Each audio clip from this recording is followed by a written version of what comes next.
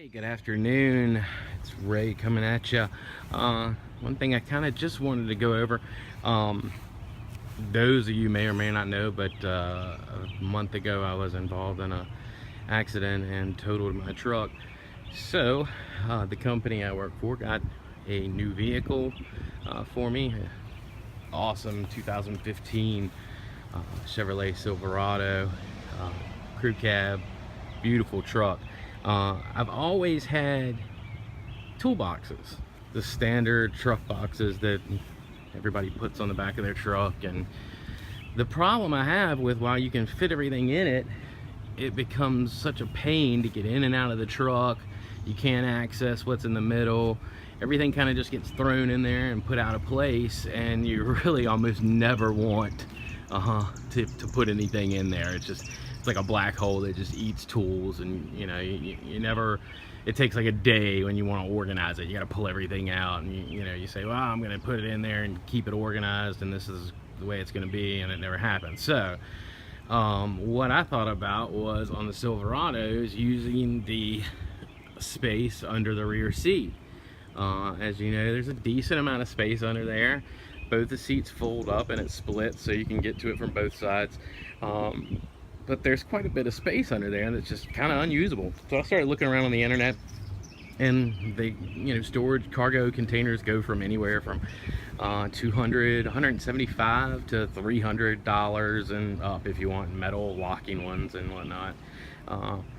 I thought I could probably solve this problem pretty easily, and I did. So for approximately $24, I went to the hardware store and bought, I really only needed one 1x8 by 16 and one 1x4x8.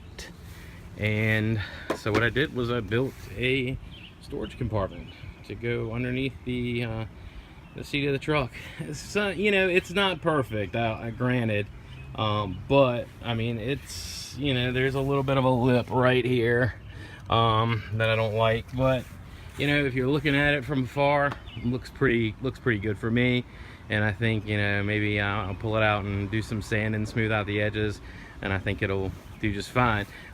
So for me, I'm a landscaper, in case anybody didn't know, but I do a little bit of everything, so I always want to keep my tools at hand. So when you fold this up, it's a decent amount of storage. I've got a couple of my pruners and my irrigation troubleshooting kit right here.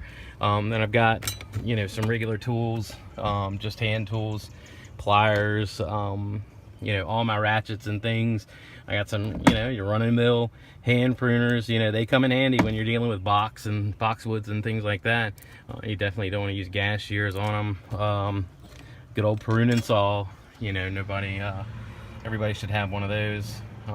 Various wrenches and straps, things like that, sockets. I've got two of these Plano tackle containers that one's got various screwdrivers, and the other one's got plus it leaves the the back of the truck free for whatever. And then on this side, we got the other side here, and that's where I keep I've got my emergency kit, flares, jumper cables, etc. All my cleaning supplies. And it's pretty, like I said, it's pretty deep. It holds quite a bit of stuff. Armor all, rags,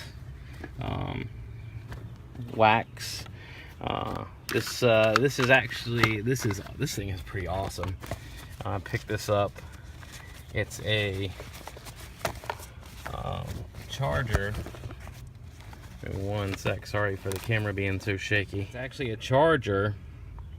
You charge up, right now it's 100%, and this little thing can jump your car 20 times off a full charge. It can jump a vehicle, it can jump a mower. You basically hook these two sets of jumper cables to it. This little set plugs in.